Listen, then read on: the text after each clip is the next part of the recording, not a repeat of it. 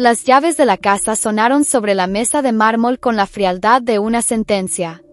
El sonido, metálico y definitivo, cortó el aire denso de nuestro salón, un espacio que habíamos diseñado juntos, cada rincón un testamento de nuestros sueños compartidos. Marcos, mi esposo durante 12 años, el hombre con quien había construido no solo un hogar sino una vida entera, me miró con unos ojos que ya no reconocía. Eran los ojos de un extraño, pulidos por una ambición que yo había confundido con pasión. Elena, creo que es mejor así, dijo, y su voz, usualmente cálida y resonante, era ahora un murmullo plano, desprovisto de toda emoción. A su lado, apenas un paso detrás de él, estaba Sofía. Mi hermana. Su mano descansaba con una familiaridad hiriente en el brazo de mi esposo. No mostraba arrepentimiento, solo una especie de triunfo impaciente, como si hubiera estado esperando este momento durante años. En ese instante, el mundo que conocía se desmoronó. La traición no era una sola daga, sino dos, clavadas en el mismo punto, girando en direcciones opuestas. Me hablaron de un amor nuevo, de una conexión que yo ya no podía entender. Me hablaron de futuro, un futuro del que yo no formaba parte. Mientras sus palabras vacías llenaban el silencio, mi mente se aferró a un único pensamiento, un secreto tan profundo y bien guardado que era mi ancla en medio de la tormenta. Marcos hablaba de sus logros, de la empresa que dirigía con tanto orgullo, a Eterna Diseños, la joya de su carrera, el imperio que le permitiría darle a Sofía todo lo que se merecía. Y yo, de pie frente a ellos, rota pero no vencida, solo podía pensar en la sublime ironía del destino. Porque él, en su arrogancia, no sabía la verdad más fundamental de su existencia. El imperio que creía suyo, cada ladrillo, cada contrato, cada gramo de su éxito, me pertenecía a mí. Y estaba a punto de descubrirlo de la manera más dura. Nuestra historia de amor no había comenzado como un torbellino, sino como una construcción lenta y meticulosa, como los edificios que tanto amábamos. Nos conocimos en la Universidad de Arquitectura de Madrid. Yo era la estudiante silenciosa y detallista, perdida entre bocetos y maquetas. Marcos era la estrella, carismático, con una visión audaz que cautivaba a profesores y alumnos por igual. Nos complementábamos. O eso creía yo. Él era el cielo y yo la tierra, él las ideas y yo los cimientos. Nos casamos en una pequeña ermita en la Sierra de Guadarrama un 15 de mayo de 2013. Recuerdo el aroma de los pinos y la promesa en sus ojos. Construimos nuestra vida con la misma precisión con la que diseñábamos nuestros proyectos. Nuestra casa en las afueras de la ciudad era nuestro manifiesto, espacios abiertos, luz natural y una biblioteca que albergaba los sueños de ambos. Mientras él ascendía meteóricamente en el mundo corporativo de la arquitectura, yo elegí un camino más discreto, trabajando en proyectos de restauración a pequeña escala, preservando la historia en lugar de erigir nuevos monumentos al ego. Él lo llamaba mi hobby, una forma de mantenerme ocupada. Nunca vio la fuerza en mi silencio, la pasión en mi dedicación. Sofía, mi hermana menor, siempre fue su mayor admiradora. Flotaba en la periferia de nuestra vida, deslumbrada por el brillo de Marcos, un brillo que yo, en mi ciega confianza, nunca consideré una amenaza. La dinámica era simple. Marcos era el Sol, yo era el planeta que giraba a su alrededor en una órbita predecible, y Sofía era un satélite lejano, observando, esperando. Pero el universo que habíamos creado estaba basado en una mentira que ni siquiera él conocía. Una verdad heredada, un legado susurrado en un testamento, que convertía mi órbita silenciosa en el verdadero centro de gravedad de todo su universo. Y ahora que las órbitas se habían roto, la colisión era inevitable. La puerta se cerró detrás de ellos con un clic suave, casi cortés, un sonido absurdamente civilizado para la demolición que acababa de ocurrir. El silencio que quedó no era paz, era un vacío rugiente. Me quedé inmóvil en el centro del salón, sintiendo el frío del mármol subir por mis pies. El aire todavía parecía vibrar con la presencia de ambos, el perfume de Sofía mezclado con la colonia de Marcos, una combinación que ahora era el aroma de la traición. Durante horas no me moví. Observé cómo la luz del atardecer se filtraba por los ventanales que yo misma había diseñado, proyectando largas sombras que se arrastraban por la habitación como dedos acusadores. Cada objeto en esa casa era un recuerdo, una astilla de una vida compartida. La estantería de roble que habíamos montado juntos una tarde de sábado, manchados de barniz y riendo. El tapiz peruano que compramos en nuestro 5º aniversario, después de regatear amistosamente con un vendedor en Cusco. La pequeña imperfección en el yeso cerca del techo, donde Marcos había intentado colgar un cuadro y yo le había dicho que estaba demasiado alto. Todo dolía. La noche cayó y no encendí las luces. Me senté en el suelo, abrazando mis rodillas, y dejé que el dolor me inundara. No fue una explosión de llanto, sino una implosión silenciosa, un colapso interno. La imagen de sus rostros se repetía en mi mente, la arrogancia de Marcos, la suficiencia de Sofía. ¿Desde cuándo? ¿Cómo no me di cuenta? Las preguntas eran un enjambre de avispas en mi cerebro. Recordé conversaciones, miradas, ausencias que en su momento parecían insignificantes pero que ahora, vistas a través del prisma de la traición, formaban un mapa claro de su engaño. Las noches de trabajo hasta tarde de Marcos, los cafés de hermanas que Sofía proponía con una insistencia repentina. Habían tejido su red a mi alrededor y yo, la arquitecta de mi propia vida, no había visto el fallo estructural hasta que todo se vino abajo. Esa primera noche no fue sobre la empresa. No fue sobre el poder o el dinero. Fue sobre la pérdida absoluta de mi universo personal. Había perdido a mi compañero, a mi confidente, y a la única familia de sangre que me quedaba, todo en un solo golpe brutal. Me sentí despojada, no solo de un esposo, sino de mi propia historia. Hacia el amanecer, cuando los primeros rayos de luz grisácea tiñeron el cielo, me levanté. Mis piernas estaban entumecidas. Caminé hacia el estudio, mi santuario. Sobre mi mesa de dibujo había un boceto de una pequeña capilla que estaba restaurando en un pueblo de Segovia. Un lugar de paz, de fe, de estructuras que perduraban. Miré mis manos. Estaban hechas para construir, no para llorar sobre ruinas. Fue entonces cuando un nuevo sentimiento comenzó a brotar entre los escombros de mi corazón, la ira. Una ira fría, lúcida y precisa. La ira de una constructora que ve su mejor obra profanada. Y con esa ira tomé una decisión. No iba a llorar más. Iba a construir de nuevo. Pero esta vez, los cimientos serían de acero. El sol ya estaba alto cuando encontré el número en mi agenda, guardado bajo un nombre que no había necesitado pronunciar en años, señor Mateo.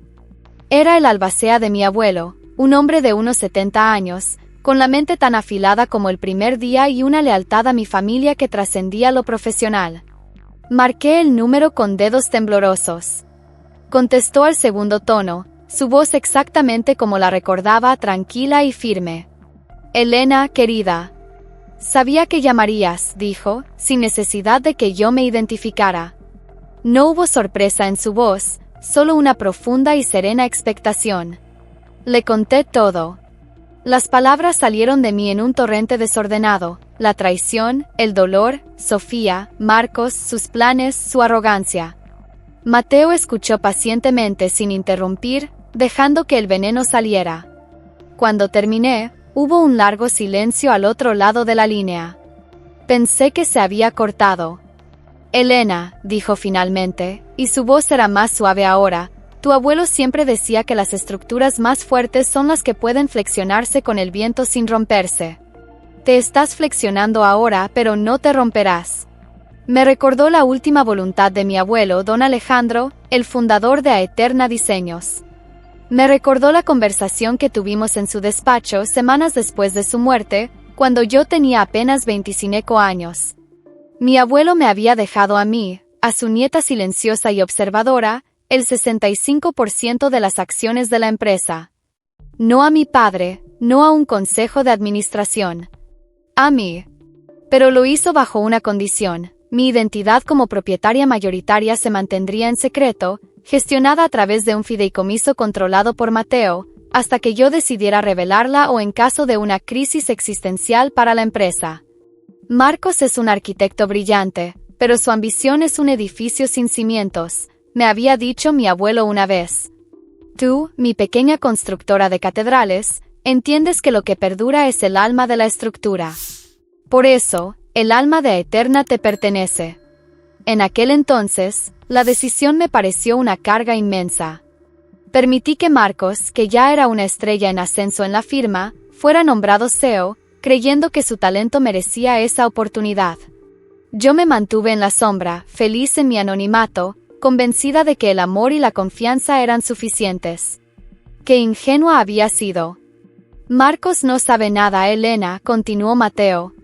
Para él, las acciones mayoritarias pertenecen a un conglomerado de inversión suizo, una entidad sin rostro que creamos precisamente para esto. Nunca ha cuestionado su existencia. Está demasiado ocupado admirando su propio reflejo en la fachada del edificio. La conversación con Mateo fue como un bálsamo y un catalizador. Me recordó quién era yo, más allá de ser la esposa de Marcos o la hermana de Sofía. Era la nieta de Alejandro Villanueva, la heredera de un legado. Entonces, ¿qué quieres hacer?, preguntó Mateo. Su pregunta no era casual. Era una invitación. La oportunidad de tomar el control. Miré por la ventana de mi estudio, hacia el horizonte de Madrid. Ya no veía las ruinas de mi vida. Veía un solar vacío, esperando un nuevo diseño.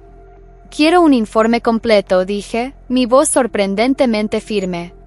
Quiero saber todo lo que ha hecho, cada proyecto, cada decisión financiera, cada contratación.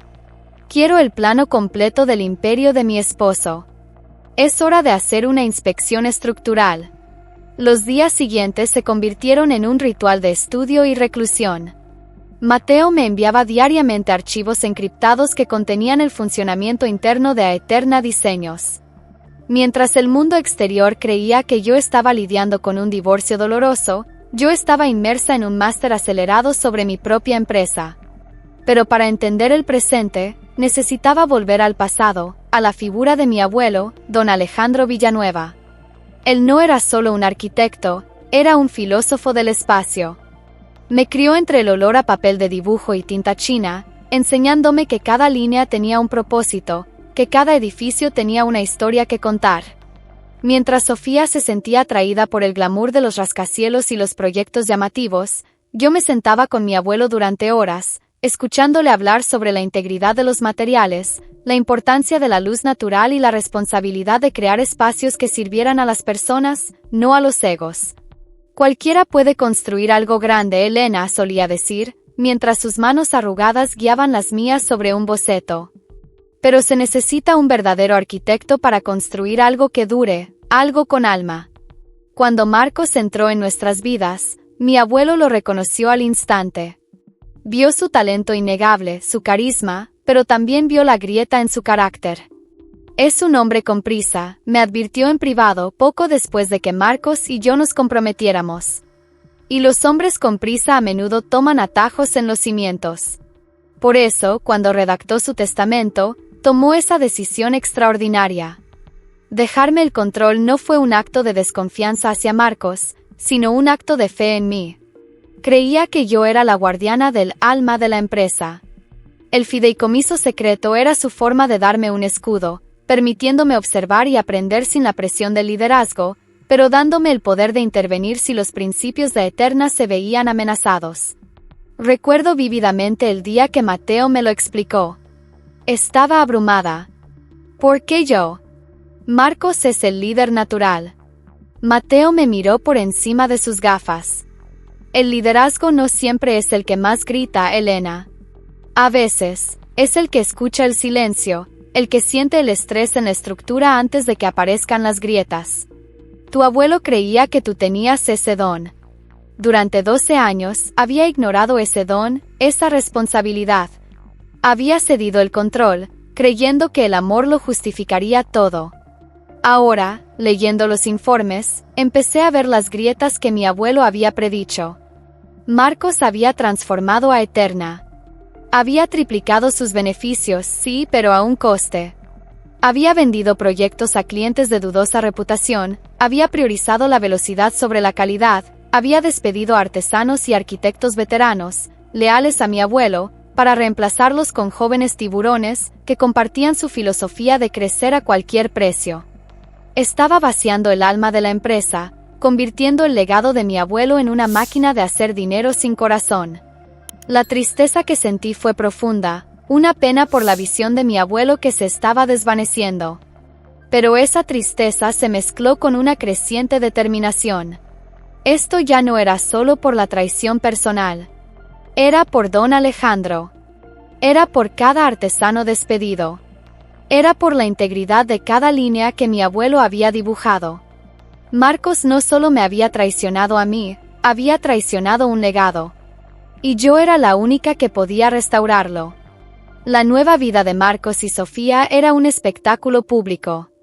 Se mudaron a un ático de diseño en el barrio de Salamanca, cuyas fotos aparecían en revistas de sociedad.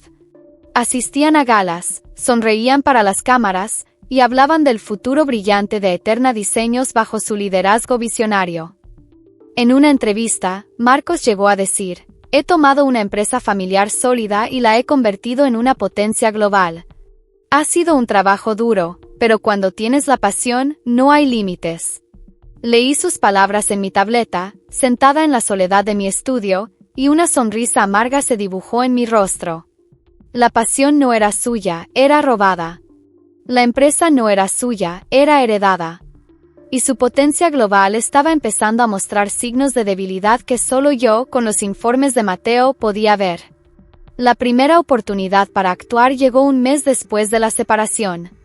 Marcos había estado negociando una fusión con Quantum Holdings, un conglomerado inmobiliario conocido por sus tácticas agresivas y sus proyectos de construcción baratos y sin alma. Para él, era el acuerdo de su vida, la jugada que lo consolidaría como un titán de la industria. Para el legado de mi abuelo, sería una sentencia de muerte. La fusión requería la aprobación del accionista mayoritario. Era un mero trámite según Marcos. Había enviado la propuesta al conglomerado suizo, esperando una aprobación automática como siempre. Desde mi estudio, con Mateo como mi intermediario, di mi primera orden como la dueña silenciosa, veto. La palabra era simple, pero su impacto fue sísmico. Mateo me llamó para describir la escena. La junta directiva estaba reunida. Marcos, rebosante de confianza, anunció que la aprobación del accionista mayoritario era inminente. Entonces, llegó el correo electrónico oficial del fideicomiso. Un texto escueto y formal: la propuesta de fusión con Quantum Holdings ha sido denegada. No se alinea con los valores fundamentales y la visión a largo plazo de Eterna Diseños. El silencio en la sala de juntas, me contó Mateo, fue absoluto. Marcos palideció. Releyó el correo una y otra vez, incapaz de procesarlo. ¿Un veto? ¿Por qué? El conglomerado nunca había interferido. Siempre habían sido un socio silencioso y pasivo. Comenzó a despotricar, hablando de enemigos corporativos, de espionaje industrial.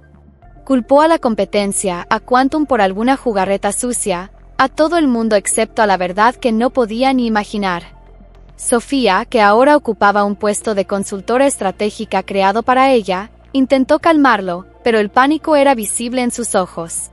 Su nuevo y brillante futuro dependía del éxito de Marcos, y ese éxito acababa de chocar contra un muro invisible. Esa noche, por primera vez, me sentí poderosa. No era una sensación de venganza, sino de equilibrio. Había protegido el legado de mi abuelo. Había colocado la primera piedra en mi propio plan de reconstrucción. Marcos creía que luchaba contra un enemigo corporativo sin rostro. No sabía que su verdadero adversario estaba en la casa que había abandonado, estudiando sus planos, anticipando su próximo movimiento y en silencio, tomando el control de su destino. La dueña silenciosa había hablado, y su voz, aunque susurrada desde las sombras, había resonado como un trueno en la torre de marfil de mi exmarido. Una sola palabra, un solo no desde las sombras, fue suficiente para cambiar el curso de un imperio. A veces, las acciones más silenciosas son las que tienen el eco más fuerte. Esta historia trata sobre la reconstrucción, no solo de una empresa, sino de un alma. Y al igual que Elena está redescubriendo los cimientos de su vida, Nosotros estamos construyendo una comunidad aquí, ladrillo a ladrillo, con cada uno de ustedes. Me llena de curiosidad saber desde qué parte del mundo nos están acompañando en este viaje. ¿Desde qué ciudad, desde qué país? Estas palabras están encontrando un hogar en sus oídos.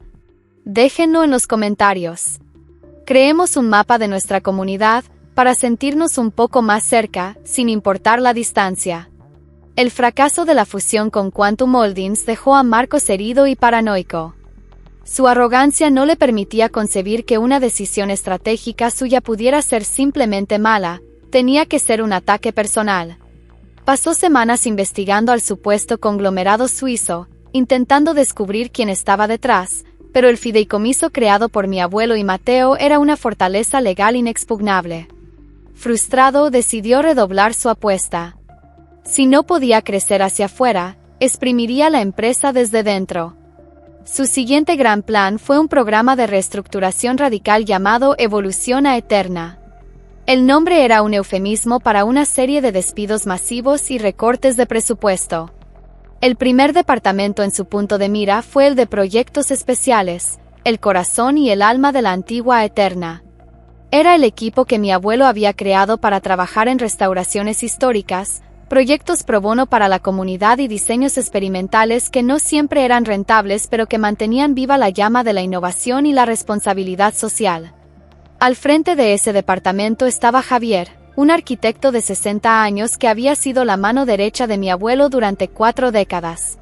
Era un hombre que entendía la filosofía de Eterna mejor que nadie. Para Marcos, Javier y su equipo eran un lastre, un vestigio sentimental de una era pasada. Para mí, eran el último bastión del legado de mi abuelo. El plan de Marcos era disolver el departamento por completo, despidiendo a Javier y a sus 20 arquitectos y artesanos. El ahorro, argumentaba en su propuesta al consejo, sería sustancial y enviaría un mensaje de modernización a los mercados. La propuesta me llegó a través de Mateo. Al leerla, sentí una punzada de dolor. Conocía a Javier desde que era una niña.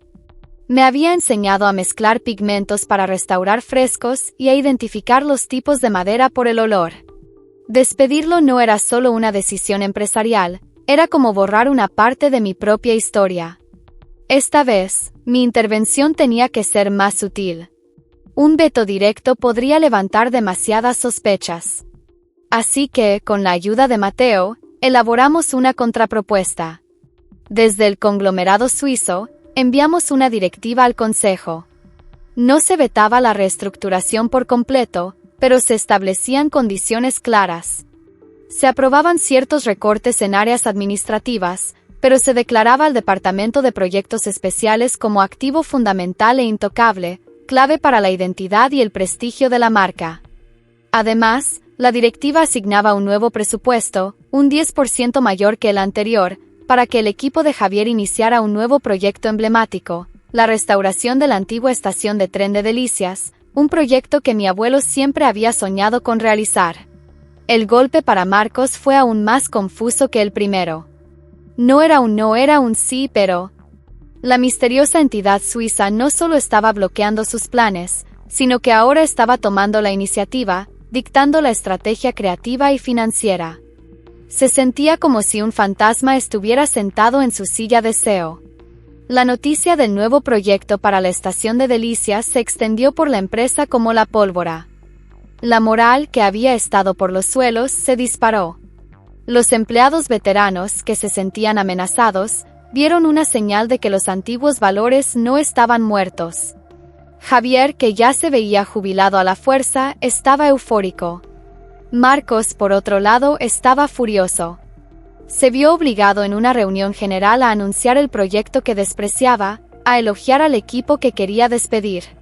Tuvo que sonreír y hablar del compromiso de Eterna con el patrimonio, mientras por dentro la impotencia lo consumía. Y Sofía, a su lado, comenzaba a mostrar las primeras fisuras en su fachada de confianza. Había apostado por un ganador, y ese ganador estaba perdiendo el control de su propio tablero de juego. Desde la distancia, yo seguía cada movimiento, cada reacción. No sentía alegría, sino una fría satisfacción. Estaba aprendiendo a jugar el juego, no con las reglas de Marcos, sino con las mías. Estaba usando el poder no para destruir, sino para proteger y reconstruir. Estaba demostrando que el alma de Eterna no era un lastre, sino su mayor fortaleza. La presión sobre Marcos comenzó a pasar factura, no solo en la oficina, sino también en su nueva vida con Sofía. El ático de diseño que antes parecía un nido de amor y un símbolo de su éxito, ahora se sentía como una jaula dorada. Las cenas románticas fueron reemplazadas por largas noches en las que Marcos caminaba de un lado a otro, teléfono en mano, intentando sin éxito penetrar el velo de secretismo del accionista mayoritario. Su obsesión se convirtió en el tercer ocupante de su relación. Sofía no se había enamorado de un hombre atormentado por un enemigo invisible, se había enamorado del CEO todopoderoso, del hombre que conseguía todo lo que quería. La versión de Marcos que ahora tenía, un hombre frustrado, irritable y cada vez más paranoico, no era lo que le habían prometido. Las discusiones se hicieron más frecuentes. Ella lo acusaba de ser débil, de dejarse intimidar. Él la acusaba de no entender la complejidad de la situación. «Tú no lo entiendes, Sofía. Alguien está jugando conmigo, moviendo mis piezas», le gritó una noche, lanzando una pila de papeles al suelo. «Pues descubre quién es y destrúyelo», respondió ella, su voz llena de desprecio. Eso es lo que el Marcos del que me enamoré habría hecho. La ironía era palpable. Ella lo incitaba a destruirme a mí, sin saber que cada ataque que él planeaba era una estocada a su propio futuro. La tensión financiera también empezó a crecer. Marcos y Sofía vivían un estilo de vida extravagante, basado en la suposición de bonificaciones y dividendos que, gracias a mis intervenciones, ya no eran tan seguros. El veto a la fusión de Quantum le había costado a Marcos una comisión personal multimillonaria. El aumento del presupuesto para el departamento de Javier redujo el margen de beneficios a corto plazo. Empezaron a discutir por dinero, el más sórdido y revelador de los conflictos. Mientras su paraíso artificial se agrietaba, mi propio mundo comenzaba a sanar. El trabajo se convirtió en mi terapia. Pasaba horas en mi estudio, no solo revisando los informes de Eterna, sino también trabajando en mis propios proyectos de restauración con una pasión renovada. El proyecto de la capilla de Segovia estaba casi terminado. La sencillez de la piedra, la honestidad de la madera, la lógica de los arcos góticos, todo me recordaba los principios que estaba tratando de defender en Aeterna. Empecé a reconectar con viejos amigos, a cenar fuera, a ir al cine sola. Descubrí que el silencio ya no era un vacío rugiente, sino un espacio de calma donde podía escuchar mis propios pensamientos. Un día, mientras visitaba la obra de la Estación de Delicias para ver el progreso del equipo de Javier, de incógnito, como una simple consultora de patrimonio enviada por Mateo, lo vi. Javier estaba enseñando a un joven arquitecto una técnica tradicional para reforzar vigas de hierro forjado, la misma técnica que mi abuelo me había enseñado a mí. La pasión en sus ojos, la dedicación, la transferencia de conocimiento, era la esencia pura del legado de mi abuelo, viva y coleando. En ese momento, comprendí que mi misión era más grande que mi dolor. Marcos y Sofía se habían llevado una versión de mi vida, pero me habían devuelto a mí misma. Me habían obligado a ocupar un lugar que nunca pedí pero que, quizás, siempre estuvo destinado a ser mío. Su traición, irónicamente, se estaba convirtiendo en el catalizador de mi liberación. Mientras ellos se ahogaban en el lujo y la sospecha, yo estaba encontrando mi riqueza en el propósito y la integridad. Consumido por la necesidad de demostrar que todavía tenía el control, Marcos se embarcó en el proyecto más ambicioso y arriesgado de su carrera, el Proyecto Oasis. Se trataba de un complejo residencial y comercial de ultralujo en una zona costera de Murcia que había sido recientemente recalificada bajo circunstancias sospechosas. El proyecto prometía beneficios astronómicos, pero los riesgos eran enormes. Los informes geológicos indicaban que el terreno era inestable, los permisos medioambientales eran dudosos y los socios locales tenían una reputación turbia. Era exactamente el tipo de proyecto que mi abuelo habría rechazado de plano, una bomba de relojería construida sobre cimientos de avaricia y corrupción. Marcos lo sabía. Pero estaba desesperado. Necesitaba una victoria espectacular para reafirmar su autoridad ante el consejo y para silenciar las dudas de Sofía. Puso toda la carne en el asador, invirtiendo una cantidad masiva del capital de Eterna en la fase inicial, incluso antes de tener todas las aprobaciones finales. Estaba convencido de que su influencia y el poder de la marca Eterna allanarían cualquier obstáculo. Mateo me alertó de la situación con urgencia. Elena, esto es diferente. No es solo una mala decisión, es una imprudencia que podría poner en jaque la estabilidad financiera de toda la empresa. Si este proyecto fracasa, las pérdidas serían catastróficas.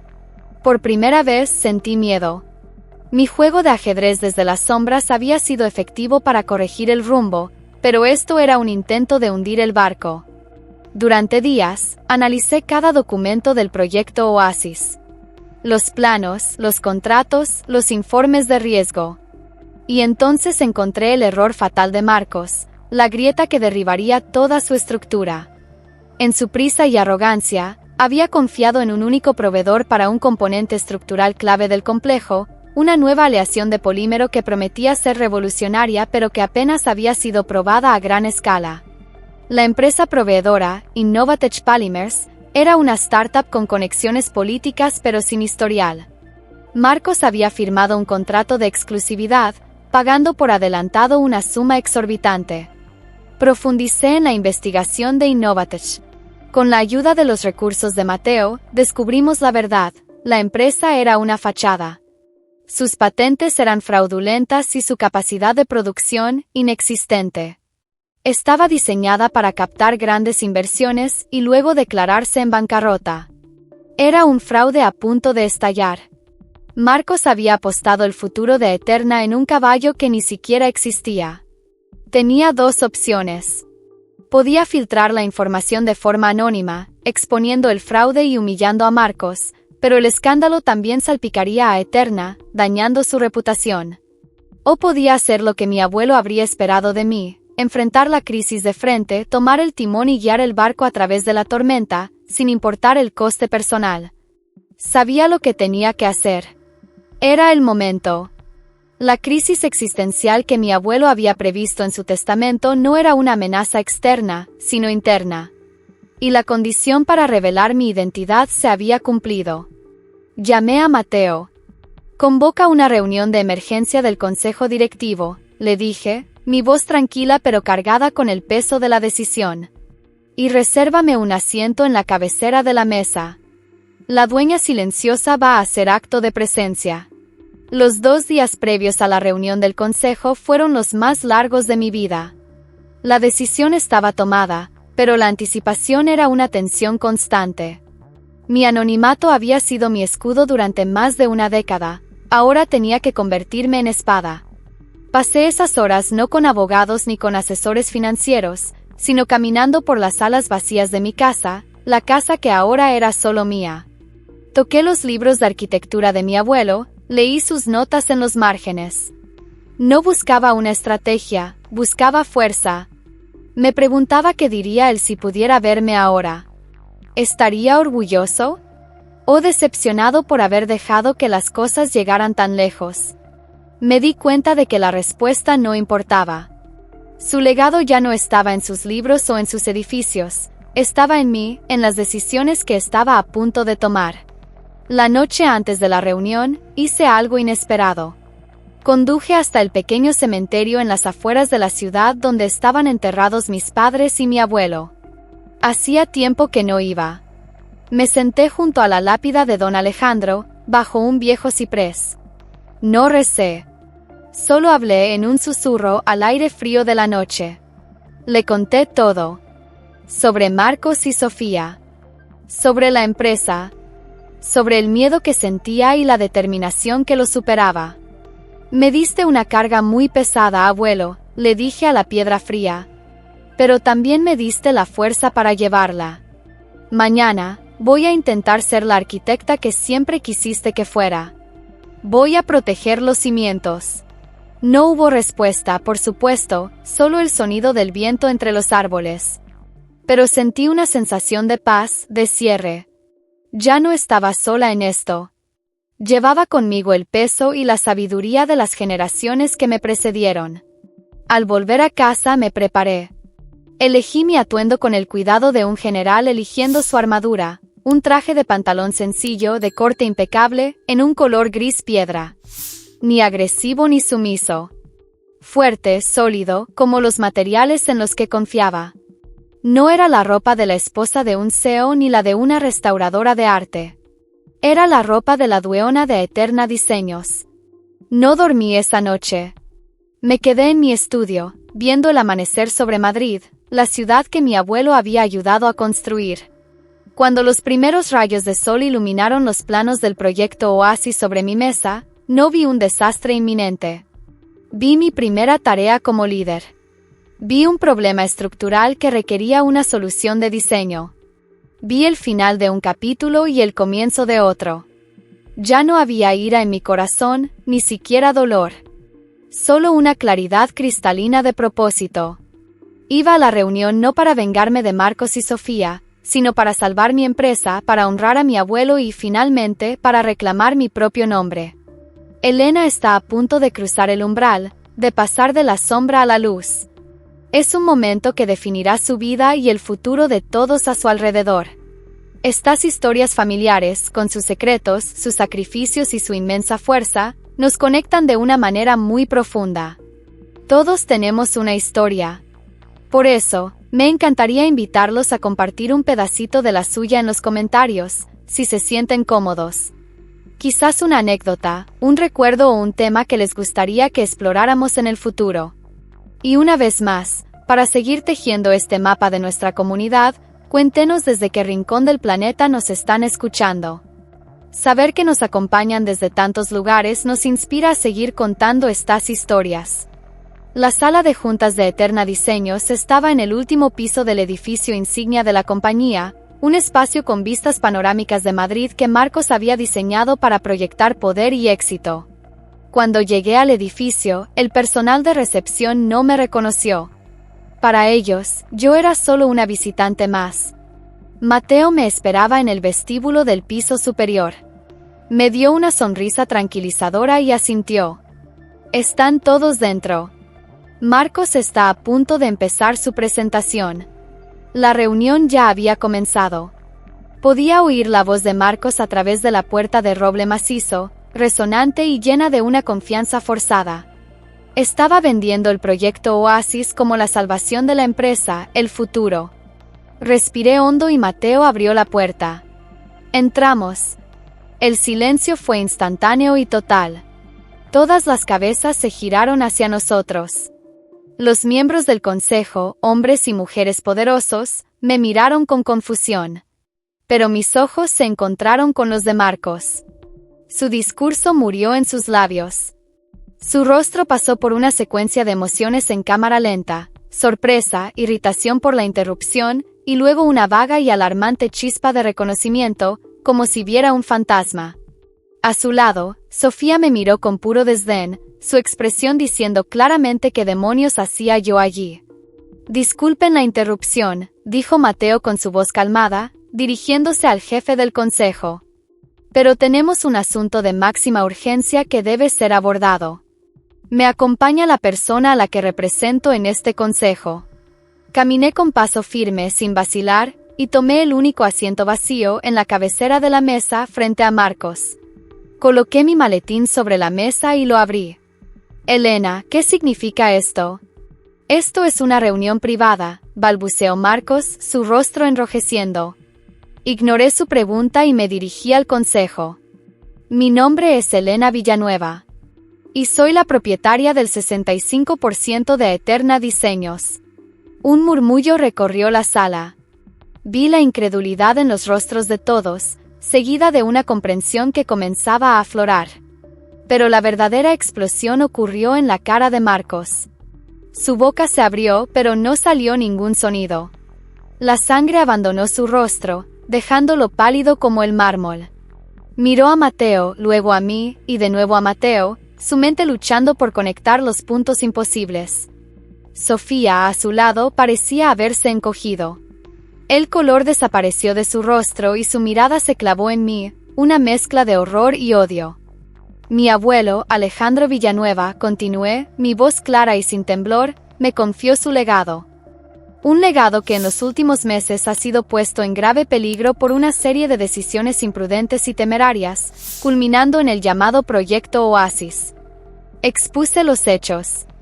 Con una precisión quirúrgica, detallé cada fallo del proyecto, el terreno inestable, los permisos dudosos y, finalmente, el fraude de Innovatech Polymers. Proyecté los documentos en la pantalla grande, los informes geológicos que Marcos había ignorado, los contratos, la prueba irrefutable de la estafa. Cada palabra que pronunciaba era un clavo en el ataúd de la carrera de Marcos. No levanté la voz. No utilicé adjetivos. Solo presenté los hechos. La sala estaba en un silencio sepulcral, solo roto por el sonido de mis explicaciones. Cuando terminé, cerré mi presentación. La imprudencia del señor Marcos no solo ha expuesto a esta empresa a pérdidas financieras catastróficas, sino que ha traicionado los principios de integridad sobre los que fue fundada. Luego, finalmente, miré directamente a Marcos. La arrogancia había desaparecido. Lo que vi en sus ojos fue la ruina total de un hombre que se da cuenta de que ha perdido todo, no por la malicia de un enemigo, sino por su propia ceguera. Como accionista mayoritaria, dije, volviendo mi atención al Consejo, propongo 2 mociones inmediatas. Primero, la cancelación inmediata de toda relación con el proyecto Oasis. Y segundo, la destitución inmediata de Marcos Álvarez como CEO de Eterna Diseños. Mateo inició la votación. Fue unánime. Marcos se quedó sentado, inmóvil, un hombre demolido.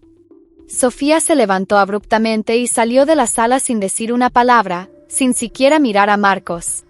Su alianza, construida sobre la ambición, se disolvió en el momento en que la ambición murió.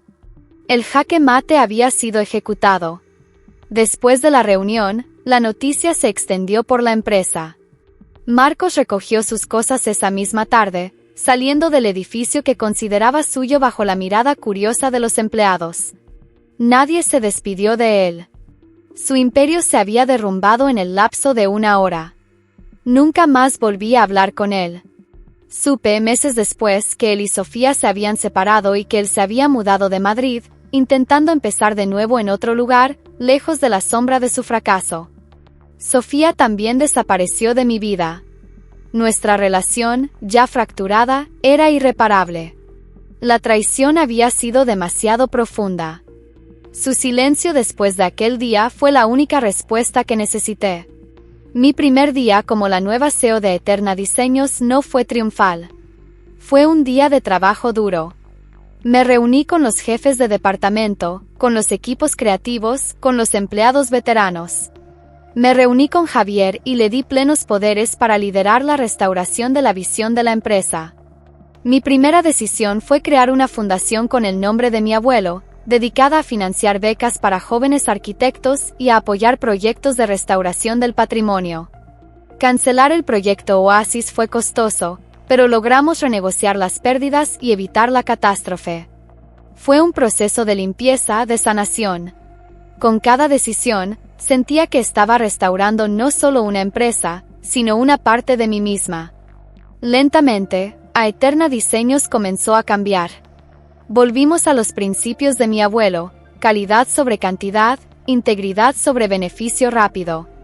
Recuperamos a antiguos clientes que se habían alejado por las tácticas de Marcos. Ganamos premios, no por el tamaño de nuestros edificios, sino por el alma que había en ellos. La casa que una vez fue el escenario de mi mayor dolor se convirtió de nuevo en mi santuario. La llené con mis propios recuerdos, con mis proyectos, con el sonido de la música clásica y el olor a café recién hecho. Descubrí que la soledad no era ausencia, sino presencia de uno mismo. 1 año después de aquel día en la sala de juntas, estaba en la inauguración de la restaurada Estación de Delicias. El lugar estaba lleno de gente, de luz, de vida. Javier dio un discurso emotivo, agradeciéndome por haber rescatado el alma de Eterna.